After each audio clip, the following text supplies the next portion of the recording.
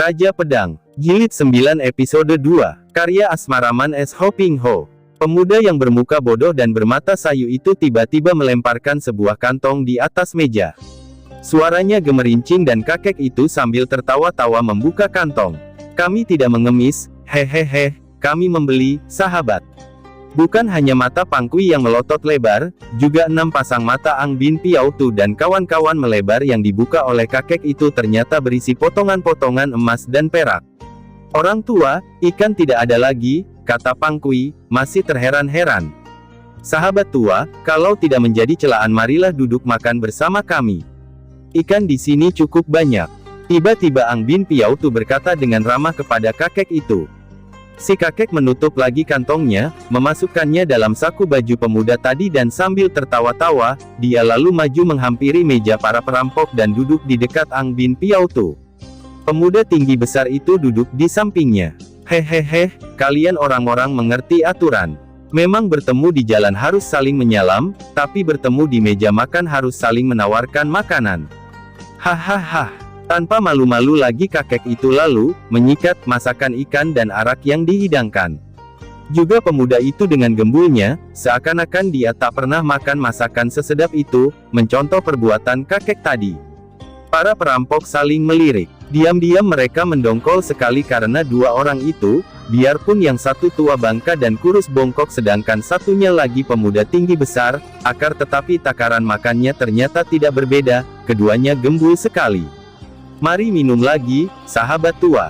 Ang Bin Piao Tu mengisi terus cawan arak di depan kakek itu.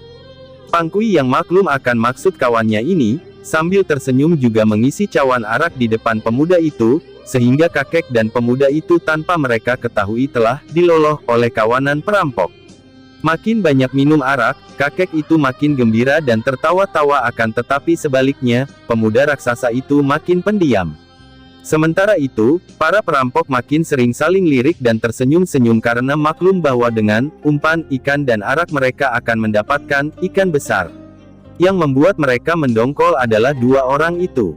Biarpun sudah banyak menenggak arak, belum juga roboh atau mabuk. Akan tetapi, Ang Bin Piao Tu bersikap sabar dan mengajak kakek itu mengobrol. Kek, kau dan orang muda ini datang dari mana hendak kemanakah?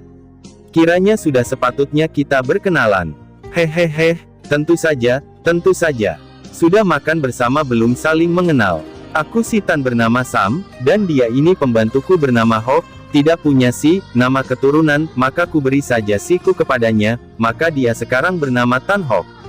Kami tidak punya tempat tinggal tertentu, langit biru atap kami, bumi lantai kami, hehehe. Semua perampok tertawa. Dalam hal tempat tinggal kakek dan pembantunya itu ternyata senasib dengan mereka. Apa pekerjaanmu, kek? Ang Bin Piao Tu bertanya lagi. Kakek yang bernama Tan Sam itu tertawa lagi. Hehehe, tukang pancing, ya betul, kami tukang pancing. Kalau bukan tukang pancing, mana dapat menikmati ikan gemuk? Berubah wajah Ang Bin Piao Tu yang merah, kini menjadi agak pucat. Timbul dugaannya bahwa mungkin sekali kakek dan pembantunya ini adalah tokoh bajak sungai yang terkenal. Siapa tahu, akan tetapi dia ragu-ragu, karena andai kata betul bajak sungai, tak mungkin Pang Kui tidak mengenalnya. Akan tetapi kalau betul seorang bajak sungai, mau apakah dia beraksi di darat? Tan Lopek, kalau begitu, kau mencari rejeki sepanjang sungai Yangtze. Ia mencoba untuk menyelidik. Kakek itu mengangguk-angguk. Tidak hanya di Yangtze, di Huangho, ataupun di lautan, di darat, di mana saja ada ikan besar, tentu akan kudatangi untuk kupancing. Bukankah begitu Hok Ji anak Hok? Kakek itu menepuk pundak pembantunya sambil terkekeh-kekeh. Tan Hok, pemuda raksasa itu, hanya mengangguk diam. Kalau begitu, sambung Ang Bin Piao Tu dengan bernafsu sedangkan para anak buahnya mendengarkan penuh perhatian karena maklum apa yang dipikirkan oleh kepala mereka. Tentu kau sudah kenal baik dengan Lui Kai si bajul besi, dengan Kiang Hun si naga sungai, dan Tio Xui si cucut mata merah. 3 nama kepala bajak yang paling terkenal disebut oleh kepala rampok ini. Akan tetapi kakek itu memandangnya dengan matanya yang sipit berseri seakan-akan mendengarkan orang melawak. Mereka itu betul-betul manusia ataukah badut-badut? Kok namanya aneh sekali? Bajul besi. Wah, belum pernah aku melihatnya, mendengar pun belum. Kalau bajul biasa yang panjangnya 3 kali orang saja aku pernah melihatnya, malah bajul buntung, buaya tak berekor sama dengan penjahat sering kali aku melihat, tapi bajul besi. Belum pernah setua ini aku melihatnya. Lalu yang kedua naga sungai. Heran sekali, tentang naga-naga ini kiranya belum pernah ada orang melihat aslinya. Pernah aku melihat gambar-gambarnya dan patung-patungnya, akan tetapi kalau bertemu kiranya hanya dalam mimpi. Sepanjang pendengaranku, naga itu adanya hanya di laut, kalau ada naga sungai, agaknya hanya belut saja. Kakek itu tertawa-tawa, akan tetapi para perampok itu mana berani mentertawakan Kiang Hun si naga sungai. Kemudian apalagi tadi, cucut mata merah. Hahaha, tentu ikan itu tak pernah mendapatkan mangsa, terlalu lapar dan menangis sehingga matanya merah, atau boleh jadi semalam suntuk dia pelesir di rumahnya naga sungai, tidak tidur maka matanya merah. Hehehe, Hokji, apakah kau pernah mendengar pula tentang bajul besi dan lain-lain itu? Tan Hok, yang semenjak datangnya belum pernah mengeluarkan kata-kata itu, kini memandang ke langit-langit ruangan dan menuding sambil berkata, itu, buaya kecil. Semua orang memandang dan meledaklah ketawa mereka. Yang disebut buaya kecil itu bukan lain adalah seekor cecak yang merayap di atas. Tiba-tiba cecak itu, mungkin karena kaget mendengar orang-orang tertawa riuh, melepaskan kotoran dan, kebetulan sekali tahi cecak jatuh ke dalam cawan arak Ang Bin Piao Tu. Keparat, Ang Bin Piao Tu memaki marah. Hahaha, sobat muka merah, buaya kecil memberi hadiah kepadamu. Hehehe, Tan Sam tertawa terpingkal-pingkal sampai keluar air matanya. Tiba-tiba terdengar suara ketawa keras sekali, suara ketawa Tan Hok yang sejak tadi muram saja. Ketawanya keras dan mendadak, akan tetapi matanya tetap sayu. Yang kecil memberi hadiah yang besar aneh.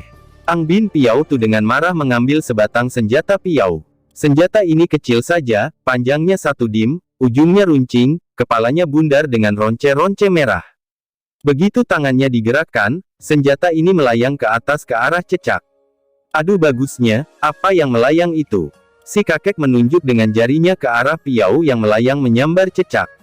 Kepap, senjata runcing itu menancap, bukan di badan cecak melainkan di pian, beberapa sentimeter, jauhnya dan binatang yang amat ketakutan dan kaget. Hahaha, tidak kena. Semua orang terheran, lebih lagi Ang Bin Piao Tu. Jarak antara tempat dia duduk dan cecak itu takkan lebih daripada 5 meter, mengapa sambitannya tidak kena? Biasanya, dalam jarak 100 langkah, tak pernah piaunya tidak mengenai sasaran, apalagi sasaran tak bergerak seperti cecak itu. Kawan-kawan mengira bahwa dia terlalu banyak minum. Akan tetapi Ang Bin Piao Tu sendiri tidak merasa demikian. Mungkin aku terlalu marah, pikirnya, lah mengambil piau kedua dan, kepap. Kembali piaunya menancap pian dan kali ini ekor cecak itu terbawa piau tertancap pada papan, sedangkan cecaknya sendiri yang sudah buntung lari dan lenyap.